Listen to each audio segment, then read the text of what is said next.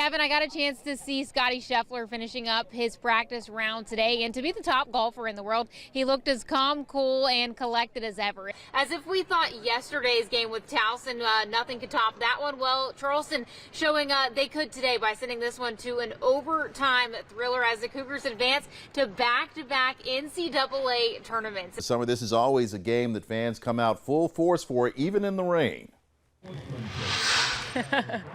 Rough, even in the rain. There's actually a few fans back there already getting ready. Staggy here has been trying to pawn off the Berkeley umbrella on me, y'all. So Somerville fans, I am not picking favorites here, by the way. So if you see the blue, it's a larger umbrella. It is a little bit nicer. And in this Clemson-Carolina rivalry, we know tensions are always high. But talking to these Clemson players earlier in the week, they said, yeah, they definitely feel a heightened sense of urgency heading into this Saturday's game, knowing that last year they were the first Clemson team in 7 seasons to lose to the Gamecocks. If y'all ended the season last year on a 5-game win streak, how much does that help y'all propelling you heading into this year?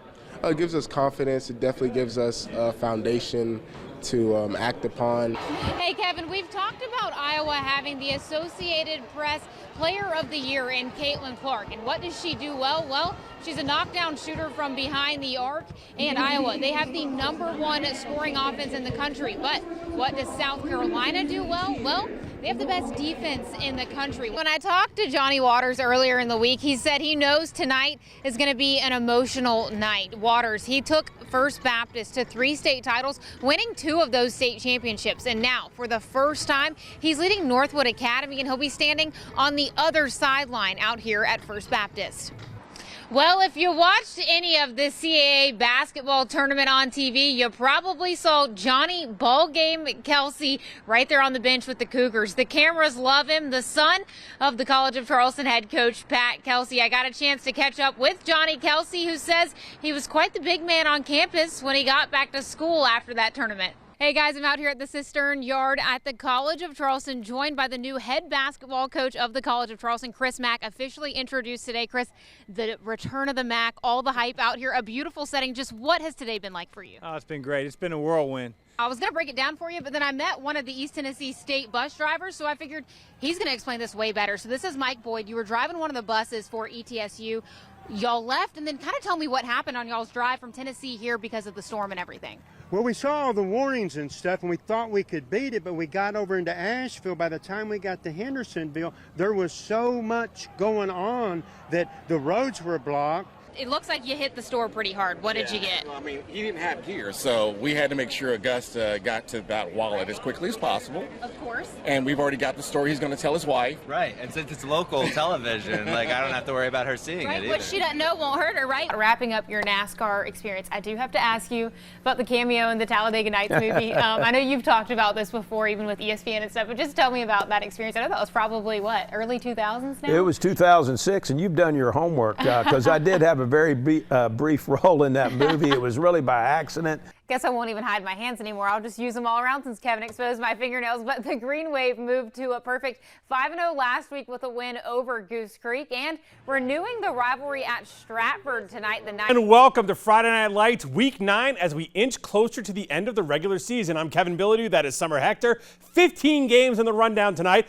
or as it's more commonly known, a Bilodeau's dozen. Do we call it that? Is that a thing? Is that commonly known? Ask him at Dunkin' Donuts. That's what they call it every time. Ask him at Dunkin' Donuts, says the Boston guy, of Yes. course. And our game of the week featuring 2 of the top teams in the Region 6 of 2A as Timberland hosting Philip Simmons. Both teams hoping to get closer to winning a region title. Chesney Bennett trains at the Gymnastics Academy of Charleston. She's a level 10 gymnast. That's the highest you can go in developmental gymnastics. She's also a senior at Bishop England High School, and she's heading to the University of Kentucky in the fall on a full ride for gymnastics. It's an honor to be able to stand here today and talk about it. Coming out of retirement to lead the Gamecocks, the University of South Carolina officially naming Paul Maneri the next head baseball coach today. A year ago, Brock Borton was fighting for his life in the hospital. Nobody, not even his doctors, knew if he was going to survive, let alone be able to step onto a baseball field again. Well, with what I was being told, I was not really faithful in thinking I was going to come back like the same or better. I would go home and I would unfortunately tell my wife I don't think this kid's going to make it multiple times, and every time we'd figure out a way to get him through it as a team. But after winning the fight for his life and thanks to an incredible team at MUSC, Brock is back playing baseball on the varsity team at Hanahan High School and ready to deal from the mound again. Brock's neurosurgeon Ramin Eskandari says what started as a sinus infection quickly led to an intracranial infection. He doesn't remember this. He had 11 neurosurgical procedures. He didn't have just one surgery. He was in the hospital in an induced coma for several weeks with brain pressures that would have killed pretty much anybody. It's wild to think about because that's not something normally like someone goes through. So, but at one point he had half his skull removed because his brain pressure was so high that he would have died. And unfortunately, with infection, you can't really put that back on. So he actually has a synthetic half of his skull. Dr. Eskandari says the main reason that Brock was able to survive and return to his sport in just a year is because he never had a stroke. But even as Brock was waking up from his induced coma, they weren't sure how long the recovery process was going to be. Well, it was a little bit fuzzy at first, but whenever I was kind of like processing, I was more worried about what I was going to turn out like in mostly baseball, because that's what I was mostly worried about. My dad actually, he converted our office into a weight room for me. So I got a bunch of weights and stuff and just started working, I guess. In this video, Brock pitching for the Hawks in his first inter-squad scrimmage back with the team. I can't even describe, like, it's amazing. It felt so good to get back on the mound and back with my teammates. He's basically back where he was. He pitched the other night. He was throwing about 80 miles an hour, which is unbelievable that he goes 6 months out of all this stuff that happened to him, and he's able to do all the things he's doing right now. It's really crazy. The Hanahan baseball season officially starts on March 1st. And as Brock Borton returns to the field, he hopes his story can be an inspiration. I hope it just, what it means or can teach people, just you got to stay faithful. In Hanahan, I'm Summer Huechtker, Live 5 Sports. They call me Unc, which is short for uncle. And they love that. They tried the grandfather thing, the dad, we don't play that. At 27 years old, Elijah Bass is the oldest player on the Citadel football team. I won't tell you by exactly how many years, but beyond that, he's the first active duty Marine to play here. Well, once I got out of boot camp, I went to Camp Lejeune, North Carolina. After that, I went to a humanitarian mission, so that first deployment went to Haiti. As soon as I came back, went overseas, Kuwait, Syria, many different places out there, and then got back and I went to the Pentagon for about 2 to 3 years, and then I got into this program. The now senior says throughout this experience, he's been living out a childhood dream at the Citadel. So my dream before I joined the Marine Corps was actually to play football. I couldn't just because my mom, for safety reasons, she didn't really understand the sport. So I played lacrosse in high school, and I loved every second of it. You didn't even play high school football? No, ma'am. You played as a kid, though? I did. Last time I played was 7th grade. Okay. So only played lacrosse. Now you're playing Division I football. Yes. Has that processed for you? I mean, that's pretty rare to do. It hasn't. I think every time I get hit, it processes. And I'm like, wow, look, I'm playing college football. But it still hasn't hit me. I think the world of this young man. There's nothing I would never do for him at any point of his life or my life. Solid human being, salt of the earth. And I'm just so glad to share time and space with him.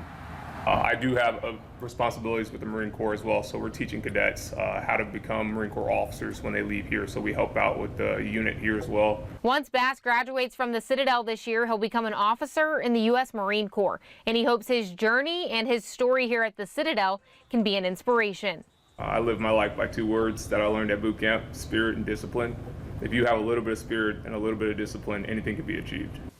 Bass says he has no personal goals on the football field. He just wants to do whatever he can to help this team continue to succeed, improve, and win games. But he did acknowledge it would be pretty cool to become the first active duty Marine to score a touchdown here. He'll have another chance to do so as the Citadel hosts Furman this Saturday. For Live 5 Sports, I'm Summer Huechtker. RBs on 3, 1, 2, 3. RBs. Anaya Jenkins is a sophomore at James Island High School. She's the youngest member on the Trojans coaching staff and also the only female. Coaching is the way to go. I've never loved anything. I've never been more passionate. I've never invested so much time into something like I've done coaching. James Island head football coach Jamar McCoy admits when Anaya first told him in his class that she wanted to come coach football, he was skeptical. At first, I thought it was a joke, and I was like, yeah, sure, come. And she came out and she stayed a week, and I was like, well, maybe she really likes it.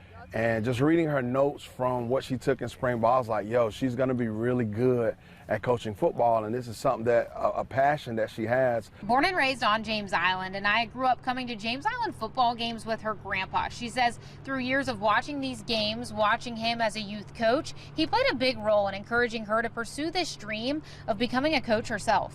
When you're down here on Friday nights, do you ever look up at the stands and think, I used to come here and watch the Trojans as a kid, and now I'm getting to coach? Does that ever hit you? Yeah, it does. It hits hard because it's like, this is what I want to do for the foreseeable future. So the fact that I'm doing it now at such a young age, I have so much time to learn more, because you're always learning as a coach. Don't step on my cones. She hasn't missed a practice. She hasn't missed a coaches meeting.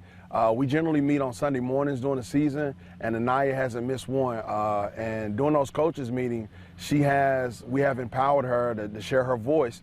And, you know, she lets us know what she thinks, what's good, what's bad, and different. They've just accepted me as one of their own. I mean, it's really nothing to it. It's really, I don't even think about it like male, female. So it's just like coach, player, coach. McCoy says next year Anaya will have her own position group. She'll be the JV running backs coach. Anaya says she's loved every minute of this journey with the Trojans so far. They're a perfect 5-0, undefeated as they head into region play this Friday. But as she has a few more years still left of high school, she says she has dreams of also coaching at the college level. On James Island, Summer Huechtker, Live 5 Sports.